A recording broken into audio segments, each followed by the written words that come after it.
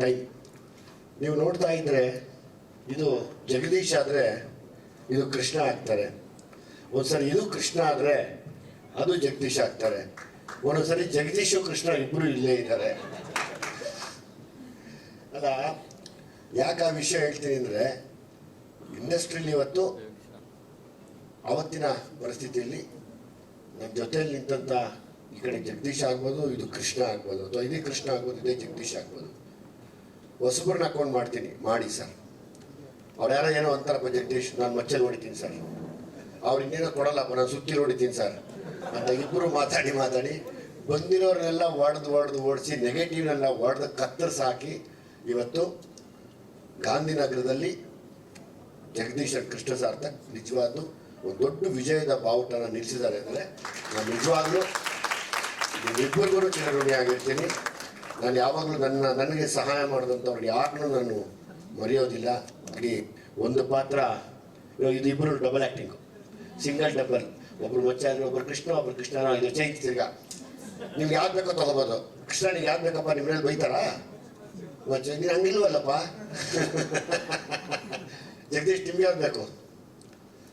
Okay, S. So ಹಂಗಾಗಿ ನಿಮ್ಮಿಬ್ಬರ ಬಗ್ಗೆ ನಾನು ಹೇಳೋಕ್ಕಿಂತ ಹೆಚ್ಚಾಗಿ ನನ್ನ ತಾಯಿ ತೀರ್ಕೊಳ್ಳೋವಾಗ ಒಂದು ಮಾತಂದಿದ್ಲು, ವಿಜಯ್ ಕುಮಾರ್ ಅಂತ ಹೆಸರಿಟ್ಕೊಳ್ಳೋ, ನಿನಗೆ ತುಂಬ ಒಳ್ಳೇದಾಗತ್ತೆ, ಯಾವತ್ತೂ ನಿನ್ನ ನಮ್ಮದಂಥ ಅಭಿಮಾನಿಗಳು ಕೈ ಬಿಡಲ್ಲ, ನಿನಗೆ ಅನ್ನ ಕೊಡ್ತಿರೋ ಪ್ರೊಡ್ಯೂಸರ್ಗಳು ನಿನ್ನ ಕೈ ಬಿಡಲ್ಲ ಕಣೋ ಅಂತಿದ್ರು. ಆ ಮಾತು ಸತ್ಯ ಆಯಿತು. ಹಂಗಾಗಿ ನೀವಿಬ್ಬರು ಕೊಟ್ಟಿರೋ ಈ ಒಂದು ಏನು ಹೇಳ್ತಾರೆ, ಈ ಋಣನ ನಾನು ತೀರ್ಸೋಕ್ಕಾಗಲ್ಲ. ಯಾಕಂದರೆ ಇಂಥ ಟೈಮ್ನಲ್ಲಿ ನಮ್ಮನ್ನು ಕಾಪಾಡಿದ್ದೀರ. ನಾವು ಇಡೀ ತಂಡ ನಿಮಗೆ ಶಿರಸಾಷ್ಟಾಂಗ ನಮಸ್ಕಾರನ ಹಾಕಿ ನಿಮ್ಮಿಂದ ನಾವು ತುಂಬ ಥ್ಯಾಂಕ್ಸ್ ಕೇಳ್ಕೊತೀನಿ. ಯಾಕೆಂದರೆ ನಾನು ಹೇಳಿದ್ದೆಲ್ಲ ನೀವು ನಂಬಿದ್ರಿ, ನಾನು ಕೇಳಿದ್ದಕ್ಕೆಲ್ಲ ನೀವು ಇಲ್ಲ ಅನ್ನಲಿಲ್ಲ. ಯಾವಾಗ ನೀವು ನನ್ನ ಮೇಲೆ ನಂಬಿಕೆ ಇಡೋಕ್ಕೆ ಶುರು ಮಾಡಿ ನನಗೆ ದುಃಖ ಆಗೋಕ್ಕೆ ಶುರುವಾಯಿತು. ಅಯ್ಯೋ ದೇವರೇ, ಹೊಸಬರು, ಯಾಕಂದರೆ ಹೊಸಬರು ಅಂದಾಗ ತಮಾಷೆ ಅಲ್ಲ. ಹೊಸಬರನ್ನ ಇಟ್ಕೊಂಡು ನಾನು ಸಿನಿಮಾ ಮಾಡೋದಂದರೆ ಅದೊಂದು ತುಂಬ ದೊಡ್ಡ ಟಾಸ್ಕ್. ಅದು ಮಾಡೋರಿಗೆ ಗೊತ್ತದು. ಇವತ್ತೆಲ್ಲ ಸಿನಿಮಾ ಅಂದಿದ ತಕ್ಷಣ ಅಲ್ಲಿಂದ ಅವ್ರನ್ನ ಕರೆಸ್ತಾರೆ ಏನು, ಇಲ್ಲಿಂದ ಇವ್ರನ್ನ ಕರೆಸ್ತಾರೆ ಏನು, ಇಲ್ಲಿಂದ ಅವ್ರು ನಾನು ಎರಡು ಮಾತಾಡಿದ್ದೆ ಅವ್ರಿಗೆ, ನೀವೇನು ಬೇಕಾದರೂ ಹೇಳಿ ನಾನು ಕೇಳ್ತೀನಿ. ನನಗೆ ಚರಣು ಮಾಸ್ತಿ ಇಬ್ಬರು ನನ್ನ ಜೊತೆಲಿ ಇರಬೇಕು ಅಂದಲ್ಲ ಸರ್. ನಾವು ಅವ್ರ ವಿಷಯಕ್ಕೆ ಬರಲ್ಲ ಸರ್ ಅಂತ. ಅವ್ರ ವಿಷಯಕ್ಕೆ ನಾವು ಬರಲ್ಲ ಸರ್, ನಮ್ಗೆ ಅದು ಬೇಡ ಸರ್, ನಿಮ್ಗೆ ಏನು ಬೇಕು ಹೇಳಿ ಸರ್.